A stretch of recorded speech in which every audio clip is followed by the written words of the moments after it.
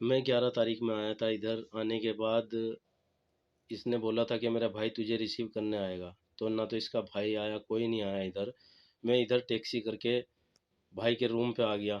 भाई से मैंने उसे टैक्सी का किराया भाड़ा दिलाया और मैंने इसे मैसेज डाला। मैंने कहा भाई किसी और किसी को तो भेज देते उधर। बोला इसका यो बोला आरिफ कि मेरा भाई अभी 2-3 दिन के लिए कहीं गया हुआ है, 2-3 दिन रहे अपना भाई के रूम पे, वो आएगा जैसे ही वो लेके चला जाएगा तुझको।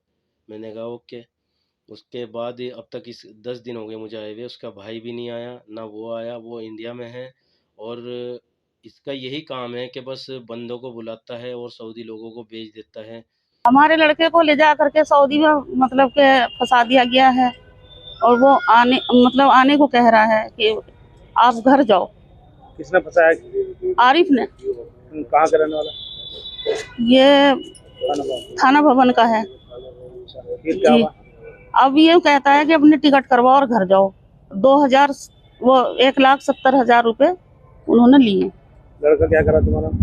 लड़का यूँ कह रहा है कि मैं किस तरह आऊँ जब हमारे पास पैसा नहीं है। क्या चाहते हो? बच्चे इस पर कार्रवाई करो। देखिए, एक मामला है, ये परी है नाजीपुरा निवासी।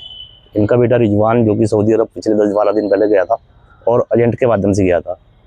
जिस एजेंट ने इसको वहाँ पे बुलाया था तो वहाँ पर उसने कहा कि तुम यहाँ पर आ जाओ और हम तुम्हारी व्यवस्था यहाँ पर खाने की, पीने की और काम करने की करेंगे। लेकिन उससे पहले ही जब इनका रिजवान का टिकट यहाँ से हुआ तो एक दिन पहले ही वो एजेंट यहाँ पर सऊदी अरब से वापस आया और कहने लगा कि आप 1,70,000 जो हमारे हैं वो दे दीजिए, जो तय है हमारे, जो आपको काम लगाने के लिए। तो 1,70,000 उस लड़के ने, रिजवान ने, इनको दिए। और रिजवान ने पूछा कि भाई मुझे तो वहाँ पे आना, तुम यहाँ पे कैसे आ गए? तो वो बोला कि नहीं, तुम वहाँ पे चले जा, वहाँ पे हमारा जो भाई है वो रिसीव करेगा तुम्हें और काम पर लगा देगा। लेकिन इतना सुनने के बाद भी उसने बोला कि मैं शायद तुम्हारे साथ जब भी चलता जब तुम यहाँ पे वापस जा रहे थे। तो उसने मना कर दिया साहब टाल बटोल की और वहाँ पर उसको भेज दिया। वो वहाँ पर जब उतरा लगभग पिछले 1 हफ्ता तक वहाँ एयरपोर्ट पे रहा और किसी तरह से वो कहीं ना कहीं अपने भाई से मिला किसी प्रकार, क्योंकि उसके बाद पैसे भी जितना था वो टिकट वगैरह खर्च हो गया। तो उसके बाद अब जब उसने वहाँ से संपर्क किया तो उसने बोला कि पहले आप 3 लाख रुपए और दो, जब हम आपको काम पे लगाएंगे। लेकिन वो 3 लाख रुपए जो 1,70,000 पता नहीं उसने कैसे कैसे मकान बेच के दिया, अपना बैनामा रख के दिया है। वो 3 लाख कहाँ से दे? वो कह रहा अगर तू पैसे नहीं देगा तो हम तो वहीं फंसा देंगे, क्योंकि वहाँ पे कुछ नियम ऐसे हैं कि वहाँ पे कुछ टाइमिंग के लिए वहाँ पे रखा जाता है। उसके बाद वहाँ पे जो है उसको चालान काट के उसको जेल में डाल दिया जाता है। तो इस बच्चे को चिंता कि वो जेल में न रहे और इनकी माँ के पास उन्होंने फ़ोन किया कि हमें किसी तरह बचाए। इनके माध्यम से उन्होंने हमें वीडियो भेजी, कुछ व्हाट्सएप भेजा। तो आज हम थाना कोतवाली पहुँचे थे इनकी कंप्लेंट दर्ज कराने की।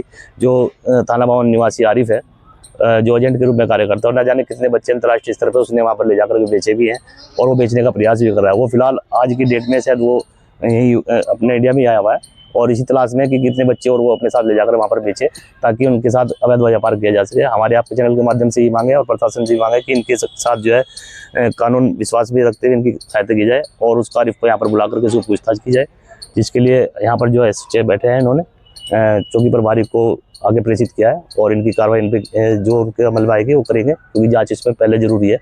अंतर्राष्ट्रीय स्तर का मुद्दा है, इसलिए थोड़ा ये जरूरी है कि वहाँ के LIU इंटेलिजेंस को भी इसमें भाग लेना चाहिए, क्योंकि कुछ लोग यहाँ के जो कबूतरबाजी करके बच्चों को यहाँ पे बहला फुला सकते हैं, नौजवानों को ले जाते हैं और वहाँ जाकर बेचते हैं। वो परेशानी होते हैं, जिनकी दशा ये होती है कि वो या तो वो मरते हैं, वो जेल में सड़ते हैं।